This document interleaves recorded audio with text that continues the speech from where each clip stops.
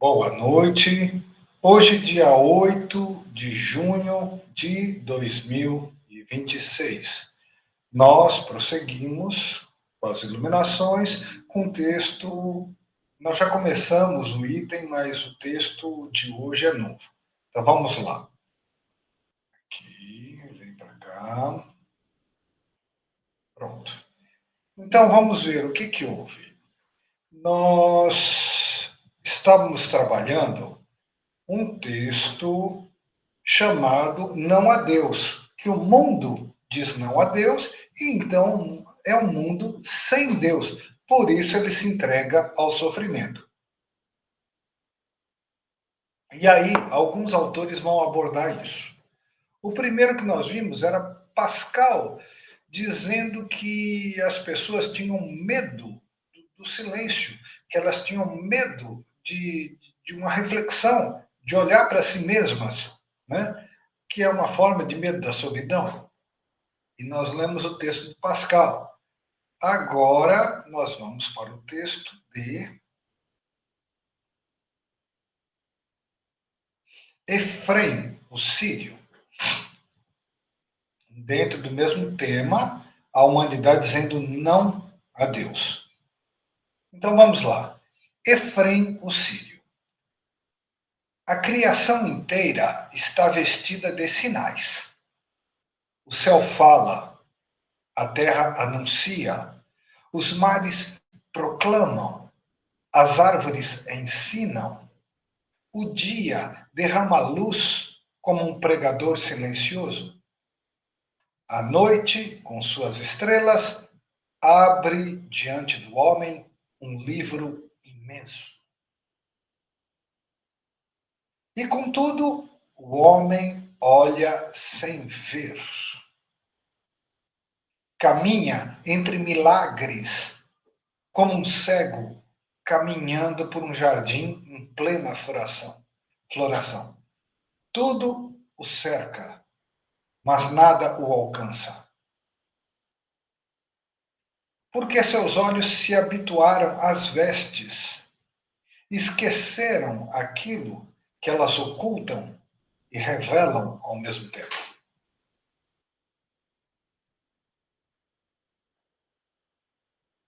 O Criador espalhou vestígios de sua beleza por toda a criação. Não para que o homem se detivesse nas criaturas, mas para que, através delas, aprendesse a elevar-se até a fonte. Então ele começa dizendo: o céu fala, a terra anuncia, os mares proclamam, as árvores ensinam, o dia derrama luz como um pregador silencioso, mas o ser humano não vê. Simplesmente não vê. Prossigo. O mundo foi dado como símbolo, como espelho, como sacramento visível do invisível. Mas o coração distraído quebra o espelho e conserva apenas os fragmentos. Admira a beleza da luz, mas não procura sua origem. Goza do fruto, mas esquece a mão que o oferece. Respira o ar, recebe o pão, contempla a aurora, repousa sobre as árvores e ainda assim vive como se nada lhe fosse dado. A ingratidão obscurece os sentidos da alma.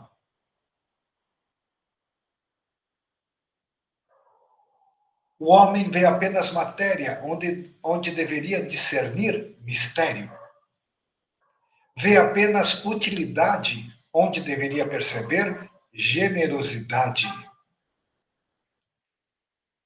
Vê apenas hábito onde deveria reconhecer milagre.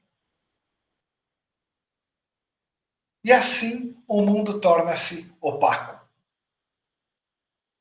Não porque Deus tenha abandonado sua criação, mas porque o homem perdeu a simplicidade necessária para lê-la. Simplicidade, unidade, não estar dividida entre os milhões de coisas aos quais ele se apega. O humilde aprende outra ciência. Aprende a ouvir o que as coisas dizem sem palavras. Aprende a perceber, na ordem das estações, uma fidelidade que não pertence aos homens. O humilde consegue ouvir e perceber. Aprende a descobrir, na pequena flor escondida entre as pedras, uma delicadeza que ultrapassa toda necessidade.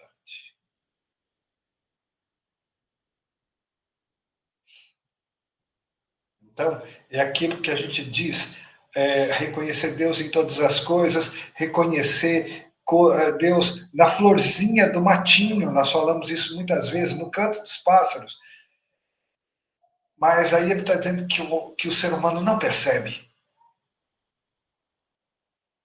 né? O humilde percebe. Então, humilde aprende outra ciência. Ele aprende a ouvir as coisas sem dizer, que as coisas dizem sem palavras.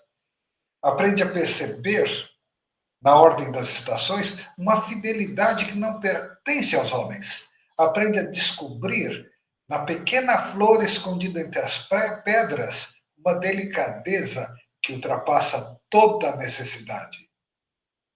Aprende a reconhecer no pão cotidiano não apenas alimento, mas misericórdia.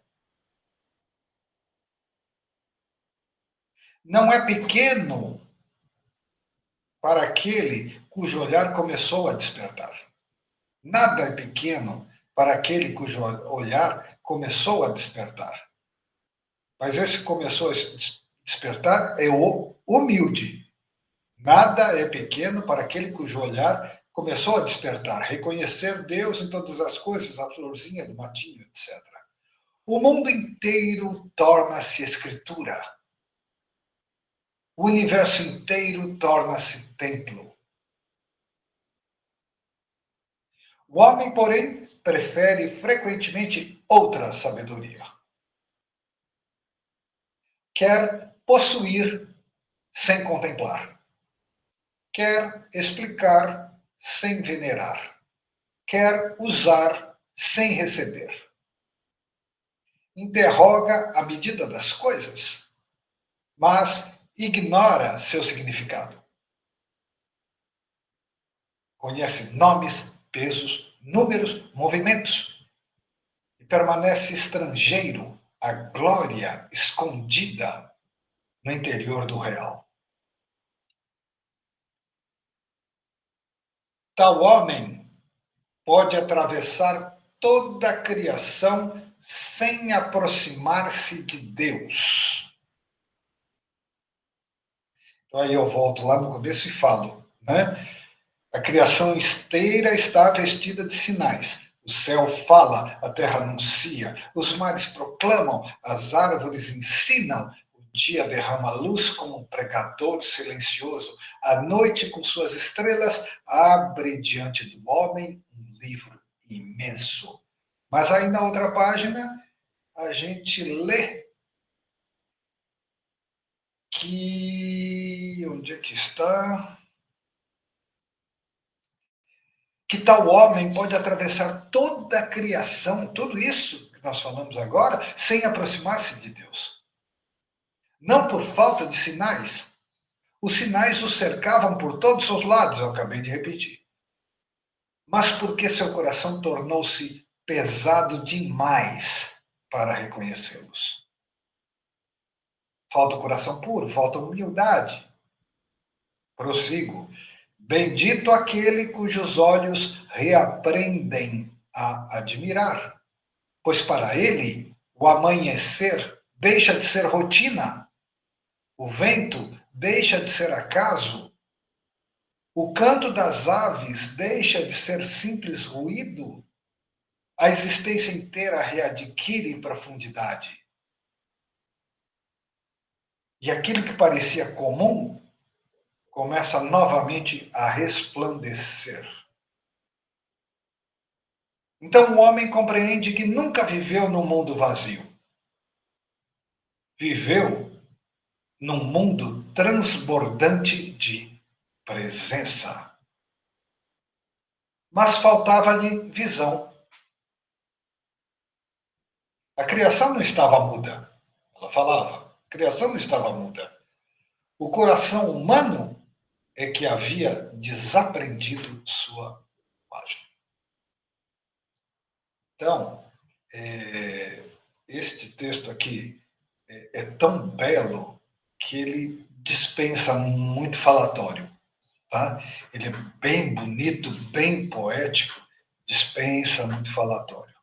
É melhor pegar a gravação e ouvir de novo. Tá? Vamos lá. Eu achei lindíssimo, nem lembrava. Agora, o texto é de Soren Kierkegaard. Para ser bem sincero, também não lembro o que ele diz. Vamos ver. Soren Kierkegaard. O homem diz desejar Deus, mas deve se perguntar: qual Deus? O Deus vivo? Ou uma imagem suficientemente domesticada para não perturbar sua vida? Pegou pesado aqui.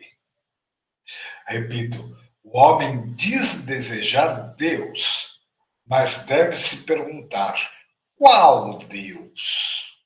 O Deus vivo? Ou uma imagem suficientemente domesticada para não perturbar sua vida?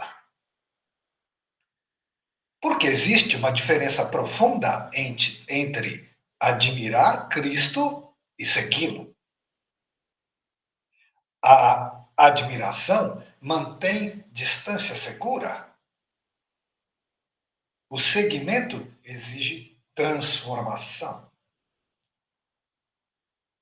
O admirador louva.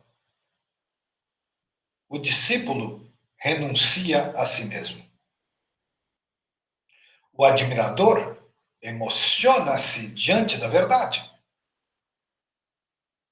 O discípulo consente em ser julgado por ela. E é precisamente aqui que começa o escândalo.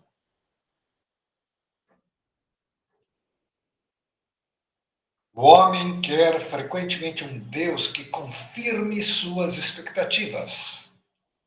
Um Deus majestoso segundo os critérios humanos. Um Deus que venha coroar nossas ideias de sucesso, segurança, respeitabilidade. Mas o Cristo apresenta-se de outro modo. Humilde, despojado, inconveniente, chamando homens e mulheres não simplesmente a admirar uma doutrina, mas a morrer para a antiga maneira de existir.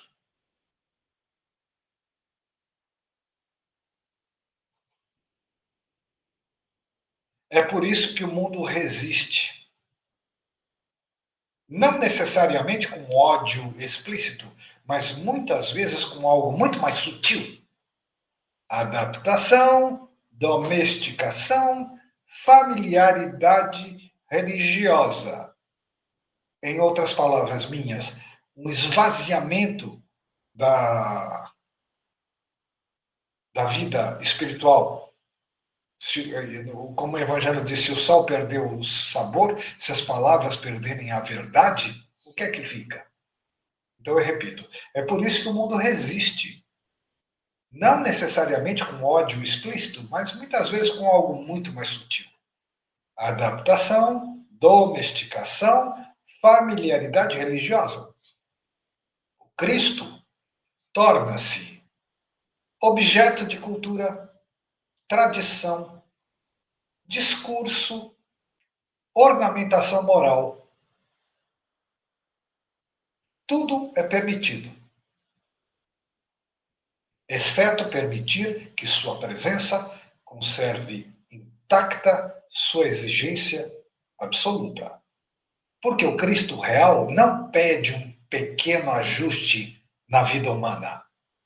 Ele pede centralidade. Ele não deseja ocupar um compartimento da existência. Ele reivindica o homem inteiro. Não foi feito para morar no quartinho dos fundos. Ele reivindica o homem inteiro. E isso o ego considera excessivo. Em outras palavras, o ego não vai descer do trono. Assim, nasce uma forma peculiar de recusa. Falar continuamente de Cristo, enquanto se evita cuidadosamente aquilo que ele pede. Honrá-lo sem obedecê-lo. Celebrá-lo sem segui-lo. Transformar o cristianismo em algo admirável, precisamente para evitar torná-lo real. O homem teme tornar-se contemporâneo de Cristo, pois enquanto Cristo permanece distante na história, pode ser reverenciado sem grande perigo. Interessantíssimo isso aqui. Ele fala da presença absoluta no agora, né, do Cristo. Então, eu repito, porque é realmente profundo.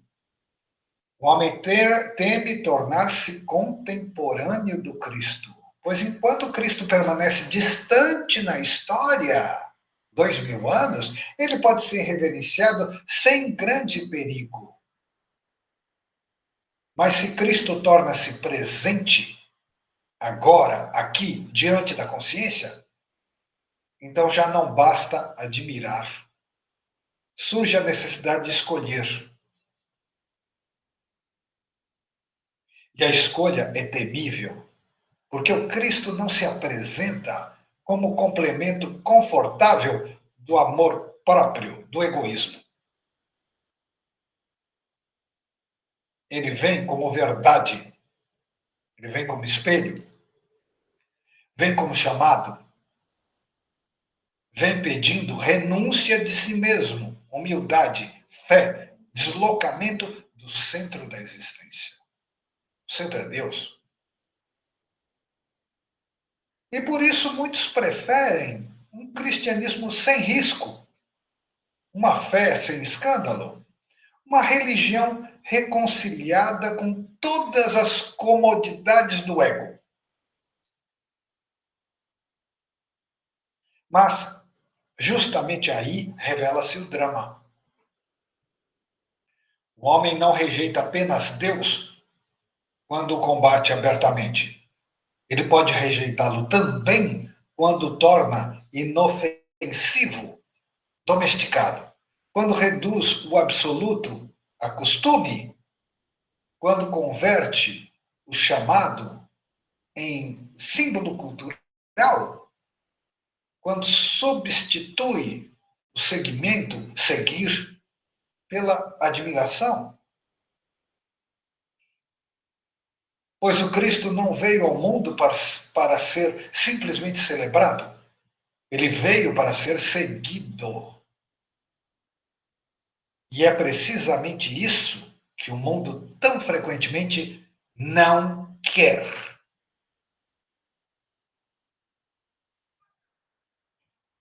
Bem, são textos muito fortes, uma linguagem muito clara, que eu, assim, com toda a sinceridade, estou sentindo muita dificuldade de comentar. Eu, sinceramente, não vejo nada a acrescentar. Só de uma maneira tão forte que eu, sinceramente, nem tenho o que dizer. Eu fico sem palavras. Aconteceu isso com o Efrem, o sírio, e agora aconteceu com o Kierkegaard também. Né? E ele diz como a nossa fé é falsa, como ela é hipócrita, é extremamente confortável em domingo cumprir as formalidades e se acomodar na vida do egoísmo como sempre não mudou absolutamente nada. Complicado, viu? E ele diz então que nem sempre precisa ser ódio. Essa coisa confortável é hipócrita e mentirosa. Vamos lá. Mas o grande drama humano é que o ser humano nem sequer percebe que ele está sendo egoísta, hipócrita e mentiroso. Ele não percebe. Ele acha que ele está sendo assim, devoto, dedicado. Ele não percebe. Por isso que Jesus fala: perdoai-os, não sabem o que fazem. Não sabem, não sabem. Mas é uma forma de dizer não. E ele termina dizendo: é precisamente isso que o mundo tão frequentemente não quer. Seguir o Cristo, ser o transformado, ele não quer. A história do Cristo nos evangelhos é uma história de rejeição. Muito bem.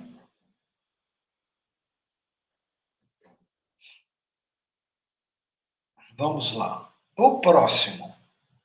Agostinho. Agostinho de Hipona. Examina teu amor. Não perguntes apenas se falas de Deus, se crês em Deus, se recorres a Deus.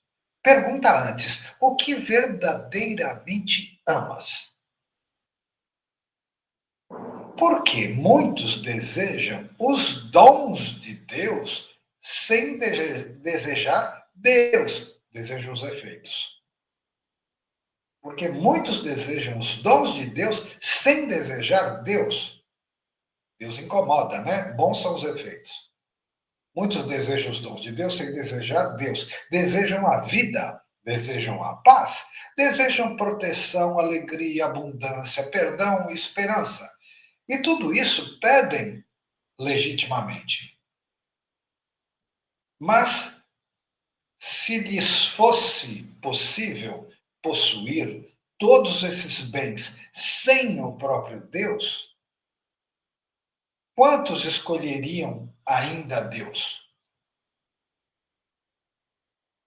Em outras palavras, sem os efeitos, quem amaria a Deus acima de todas as coisas? Então, quantos escolheriam ainda Deus? Eis a pergunta difícil, pois o coração humano engana-se facilmente. Recebe os dons, detém-se neles. Alegra-se com os benefícios, esquece a mão que os oferece. Ama aquilo que Deus fez, mas negligencia aquele por quem todas as coisas existem. Tu amas a beleza? Quem fez a beleza? Tu amas a bondade? Quem é a própria bondade? Tu amas a vida? Quem é a vida da tua vida? Quem é a verdadeira vida que você chama de sua? Tu amas a vida? Quem é a vida da tua vida? O mundo inteiro está cheio de sinais, mas o homem frequentemente para no caminho, apaixona-se pelas pegadas e deixa de procurar aquele que passou. Assim, O amor torna-se desordenado. Não porque as criaturas sejam más. Elas são boas. Elas foram criadas boas. São vestígios, reflexos, dons. O erro não está em recebê-las. O erro está em encerrá-las em si mesmas. Em querer encontrar repouso definitivo naquilo que, por sua natureza, é transitório. Então, aqui uma linguagem um pouco mais difícil, né? O amor desordenado não é porque as criaturas sejam más, mas porque o ser humano não vê as criaturas na essência, não percebem que essa manifestação são sinais da vida única que é Deus. Então ele estabelece um senso de separação, onde cada coisa existe entre aspas, existe por si mesma e não tem lugar para Deus. Tá? É isso. Então, vamos lá.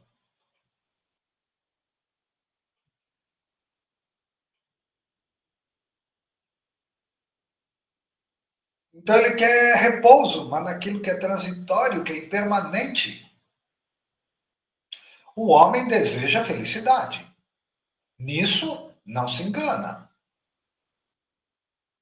Engana-se quanto ao lugar onde a procura. Procura estabilidade no mutável, no impermanente, plenitude no fragmentário, infinito no limitado. E então sofre. Não porque desejou demais, mas porque desejou muito pouco. Porque se contentou com reflexos quando lhe era oferecida a fonte. Que significa amar verdadeiramente a Deus? Não significa desprezar os dons. Significa amá-los em ordem, recebê-los com gratidão, sem transformá-los em absolutos.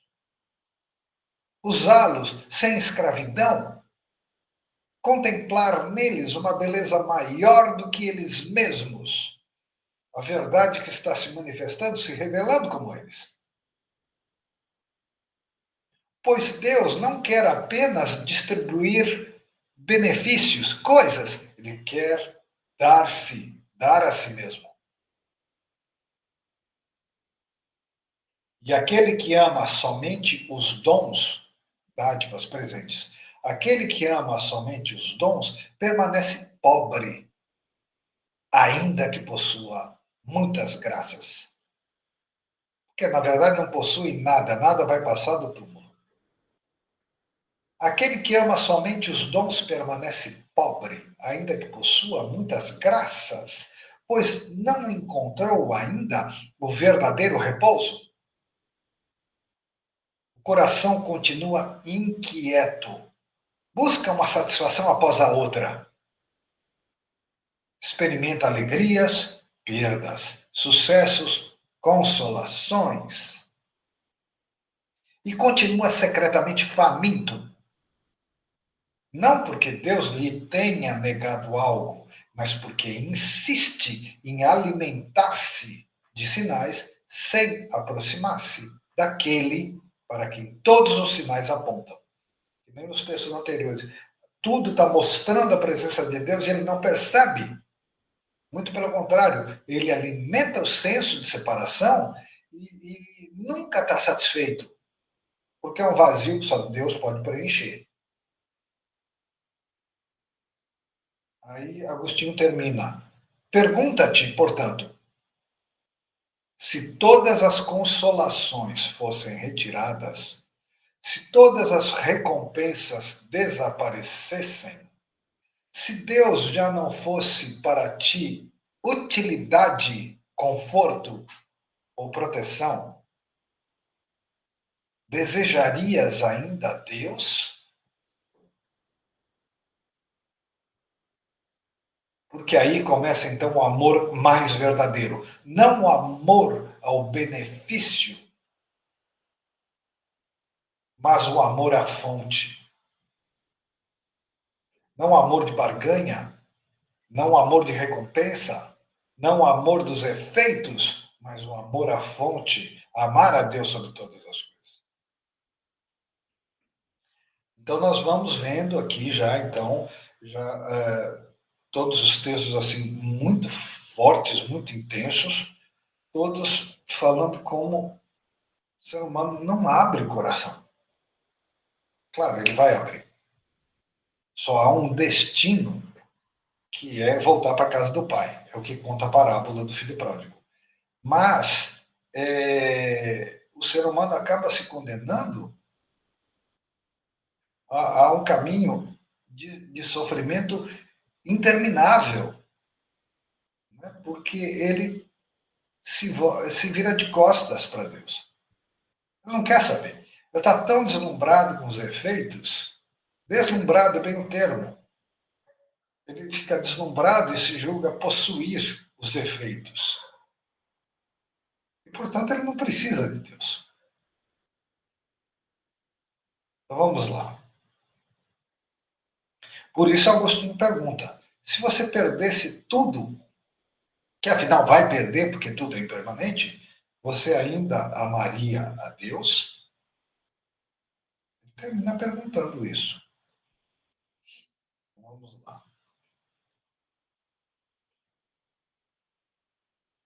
Nossa, mas cada texto forte, viu? Eu realmente não lembrava deles, não.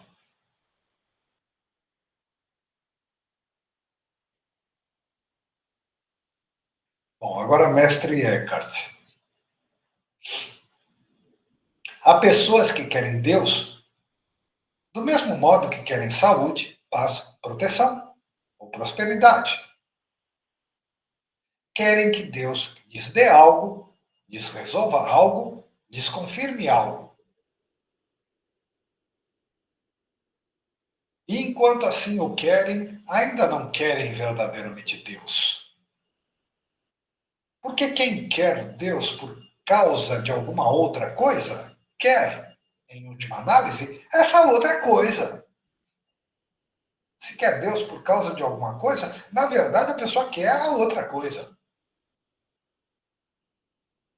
Deus tornou-se meio, tornou-se instrumento, tornou-se auxiliar de um desejo que permanece centrado no próprio eu.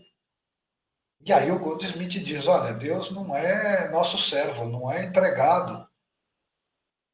Oh Deus, vem aqui agora, resolve o meu problema na hora que eu quero, do jeito que eu quero e onde eu quero. Então, isso não é Deus. Deus tornou-se meio, tornou-se instrumento, tornou-se auxiliar de um desejo que permanece centrado no próprio eu. O homem religioso nem sempre percebe a sutileza dessa questão. Ele pensa que deseja Deus intensamente. Ele reza, busca, suplica, medita. Mas se examinar profundamente seu coração, talvez descubra que aquilo que deseja, acima de tudo, é consolação, segurança, iluminação, recompensa, tranquilidade interior. Efeitos e efeitos egoístas. Ele quer tudo isso. Consolação, segurança, iluminação, recompensa, tranquilidade interior. Não Deus. Porque Deus, quando verdadeiramente desejado, é desejado por si mesmo. Não por utilidade, não por vantagem, não por satisfação espiritual, não por barganha, não por recompensa. O amor puro não calcula continuamente o que recebe. Não transforma Deus em servidor das próprias necessidades. Olha aí de onde vem as afirmações do Goldsmith. Não transforma Deus em servidor das próprias necessidades. Não ama a fonte apenas pelo frescor da água. Há pessoas que serviriam alegremente a Deus se tivessem garantia contínua de paz, clareza e consolo. Eles querem garantias, mas perturbam-se quando Deus parece retirar-lhes certas doçuras interiores. Parece retirar-lhe, na verdade, Deus não retira, é que eles se apegaram às coisas impermanentes. Então, eles perturbam-se quando Deus parece retirar-lhes certas doçuras interiores. Perguntam imediatamente: que perdi? Que fiz de errado? Por que Deus já não me favorece como antes? E nisso revelam involuntariamente algo oculto. Talvez amassem mais os dons do que o doador. Porque quem ama verdadeiramente Deus aprende pouco a pouco a permanecer voltado para Ele, mesmo quando desaparecem certas satisfações.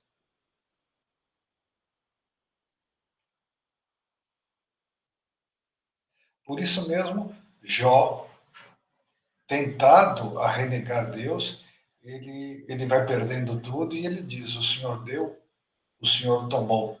Tudo tem seu tempo, bendito seja o nome do Senhor. Permanência. Pó para o pó, cinzas para cinzas. Mas Deus permanece. E a humanidade, no seu egoísmo, não está disposta a ver isso. Então, talvez amassem mais os dons do que o doador.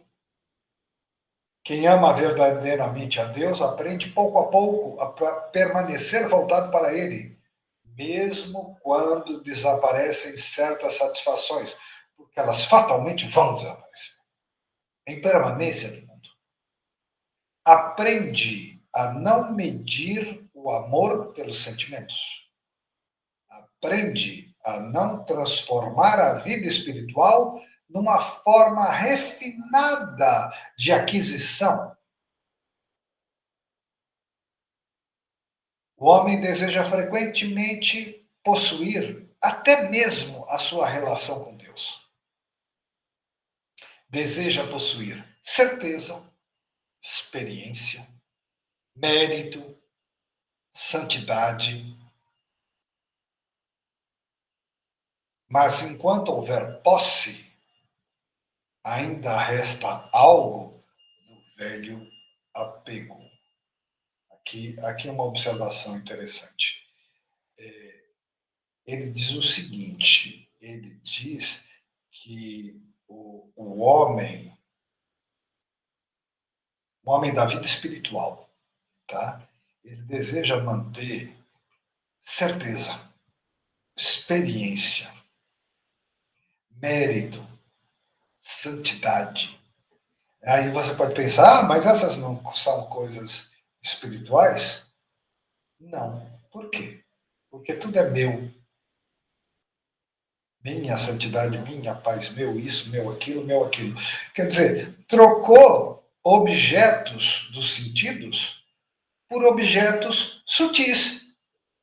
A única coisa que mudou foi isso. Ele continua querendo possuir. O conceito de felicidade se tornou um pouco mais abstrato, mas continua a mesma coisa.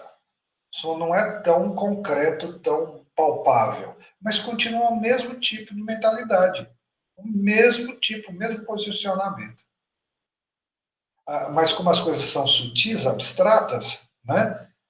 Aí ele se julga espiritual, mas não é, não é. É egoísmo. Só quer preencher os seus buracos. Vamos lá.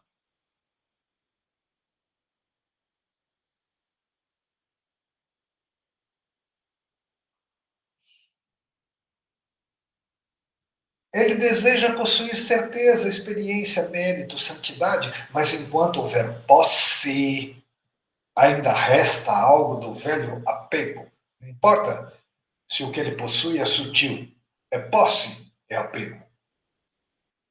Deus não se entrega à apropriação. Deus não se torna propriedade religiosa do ego. É necessário um desprendimento mais profundo, um desprendimento que alcança não apenas bens exteriores, mas também os interesses secretos, escondidos no interior da própria devoção. Em outras palavras, desprendimento mais profundo, não só das coisas concretas, mas também das coisas abstratas, que eu chamei de coisas. Muitos querem um Deus que lhes dê paz. Poucos desejam a Deus, mesmo quando ele não pode ser reduzido àquilo que imaginavam precisar.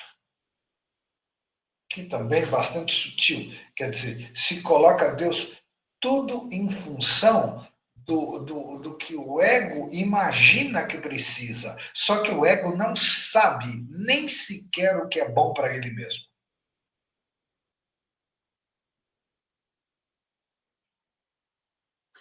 Muitos querem a luz porque a luz é agradável.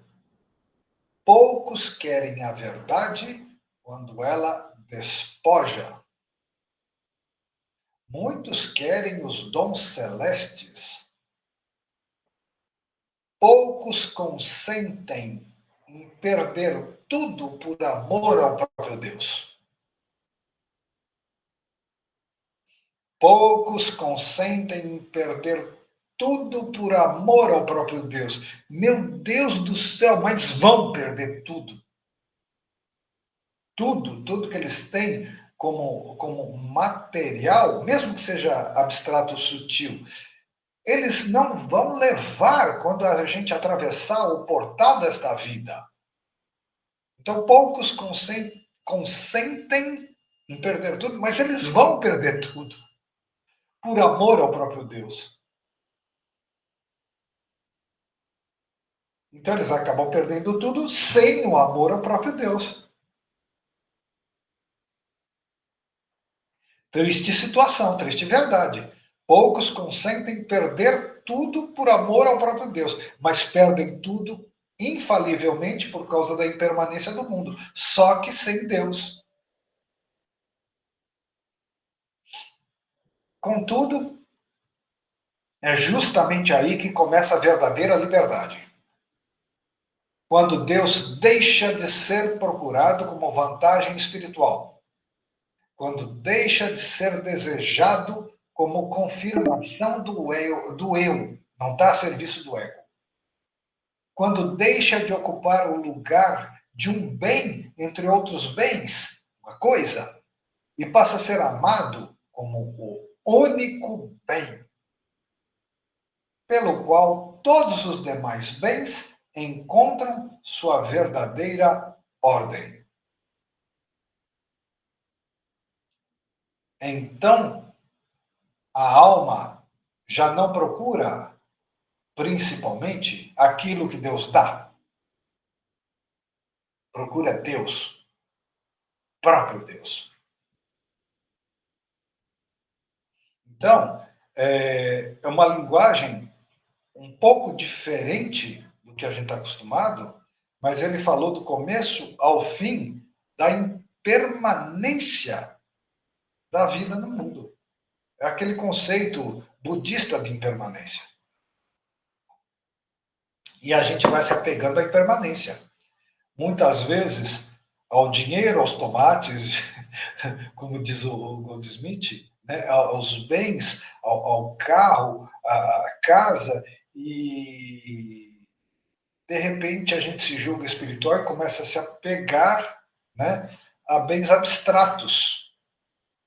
Se julga muito espiritual, se julga muito santo, mas continua tratando Deus como se fosse uma coisa. Não tem Deus verdadeiro. Então, para a gente pegar o alcance no Evangelho, quando Jesus é perguntado qual é o maior dos mandamentos, qual é o maior dos mandamentos, respondido pelo próprio Jesus: amar a Deus acima de todas as coisas. Maior de todos, respondido pelo próprio Jesus. Amar a Deus sobre todas as coisas. Acima de todas as coisas. Outro nível. E depois ele completa. E o segundo, semelhante a este, quer dizer, é a mesma essência. Amar ao próximo. Perceber que o outro participa da mesma vida de Deus. Aí os textos anteriores falavam que o mundo é todos sinais e a gente atravessa sem perceber. O outro é um sinal de Deus e a gente atravessa sem perceber.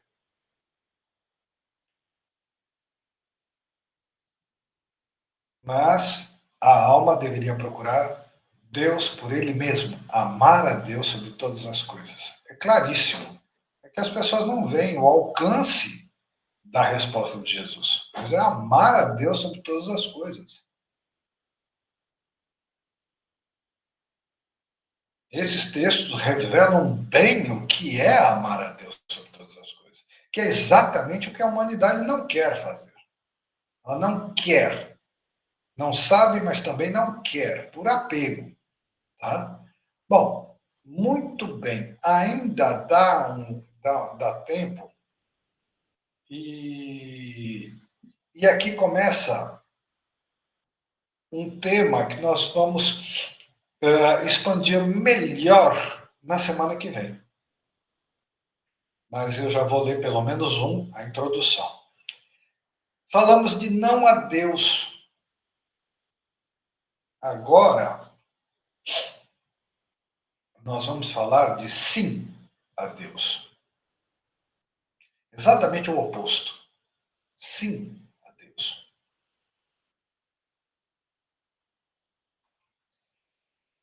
Eis a palavra pequena, simples, de aparência frágil, mas que tem a força de mudar o destino da humanidade. Sim. Maria disse sim a Deus.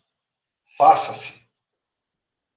E assim mudou a história da humanidade, permitindo ao divino entrar na dimensão do tempo. Maria disse sim a Deus, permitiu ao divino entrar na dimensão do tempo, na nossa dimensão, para poder dissolver a ilusão a partir de dentro.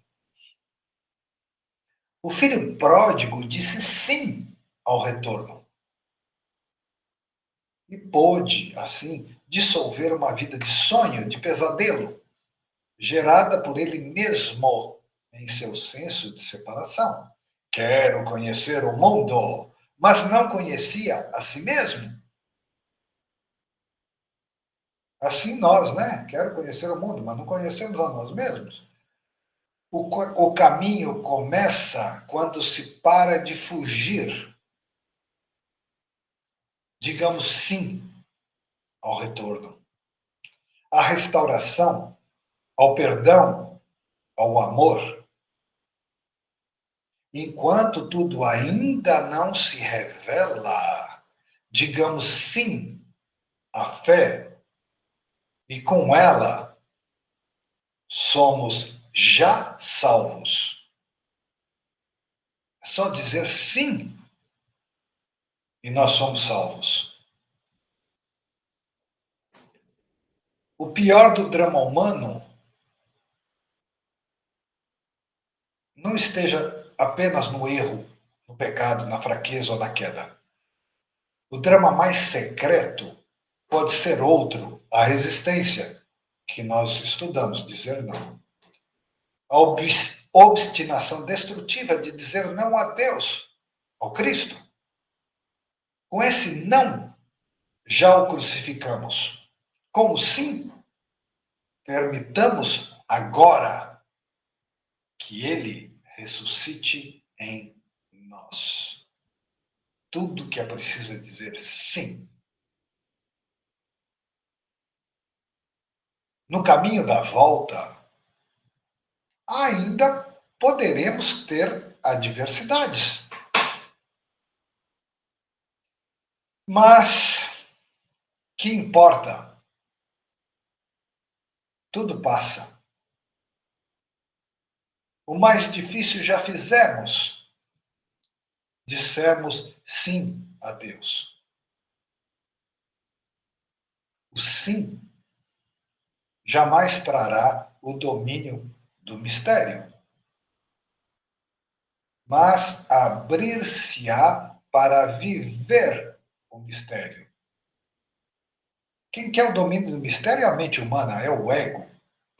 Dizer sim não traz domínio do mistério. Abre-se para viver o mistério. Abra a porta do seu coração. Onde está a chave? O texto é meu, inspirado a partir de conversas com Marcelo Martinelli. Aqui, essa história de dizer sim a Deus, não, nós já dissemos de sim a Deus, e isso é coisa do Marcelo.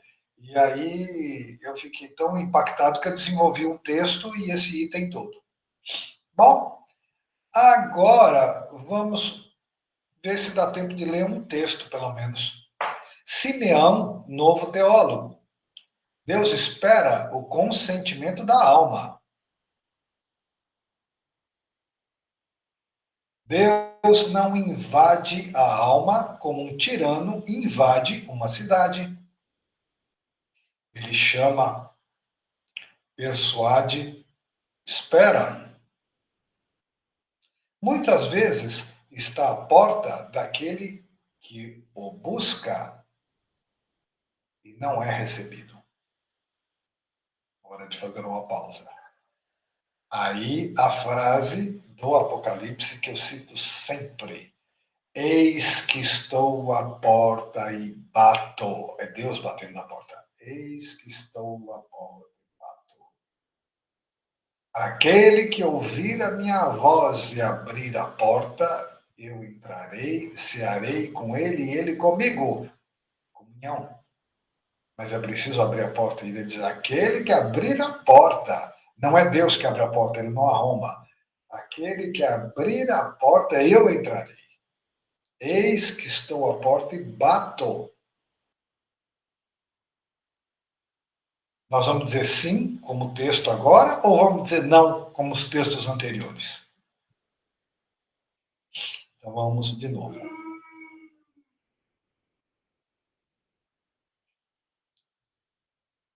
Deus não invade a alma como um tirano invade uma cidade. Ele chama, persuade, espera. Muitas vezes está à porta daquele que o busca e não é recebido. Pois o homem pede luz e ao mesmo tempo ama aquilo que o mantém fechado. Não digas então que Deus tarda. Examina antes se teu coração consente. O Senhor deseja dar-se inteiramente, mas a alma frequentemente oferece apenas uma parte de si mesma. Guarda reservas, guarda recusas ocultas, guarda condições.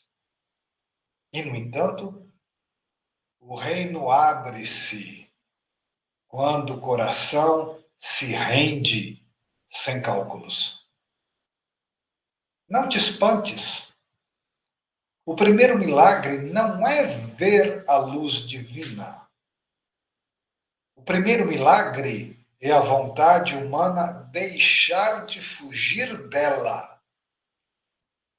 Quando o homem diz verdadeiramente sim, vem, então descobre que aquele que julgava distante já habitava secretamente junto dele. Então, é muito, muito interessante que os textos do não fazem um contraste com o sim para mostrar como o não é forte. E os textos do sim mostram o não como contraste para ver a superação do não. Tá? Então, os textos hoje assim foram muito bonitos e muito fortes e realmente, eu repito, não tem muito o que comentar. Eles falam de uma maneira tão poética, tão bonita, tão clara, que é isso. Agora, na semana que vem, a gente continua com dizer sim, que é só um texto. Deixa eu ver quantos outros tem. Isaac da Síria, Santo Ambrósio, Maria e a alma que consente. Vamos falar de Maria. João Crisóstomo, do filho pródigo.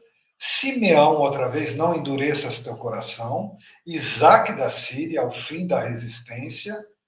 E pronto. Tá? São vários textos. Então, um mais lindo que o outro, que nem hoje. Então, por hoje está ótimo. Amanhã é o dia do Taliguti. Agradeço, agradeço, agradeço. Um bom descanso para todos. Boa noite.